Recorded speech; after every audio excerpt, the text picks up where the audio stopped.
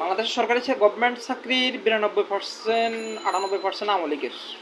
আর এরা বিগত 10 বছর ওনাদের সর্বনিম্ন পদবি যেটা যে চতুর্থ শ্রেণী এবং নবম গ্রেডের বা নবম গ্রেডের যেসব চাকরিগুলো নিয়োগ দিছে ওনারা আওয়ামী লীগের সাপোর্ট লই, আওয়ামী লীগের সার্টিফিকেট লই, তারপরে নিয়োগ দিছে।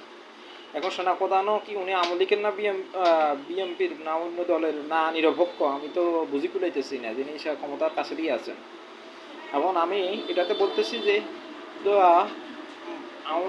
সেনাপ্রধান, নৌপ্রধান এবং নৌবাহিনী এবং বিজেপি, আনসার বিডিপি পুলিশ কিন্তু পালানের দল। পুলিশ ফাঁকে দিয়ে পালাই গেছে, জনগণ দেখি। এখন কিন্তু পুলিশ আমার জনগণের নিরাপত্তাতে বাইরে হয়েছে।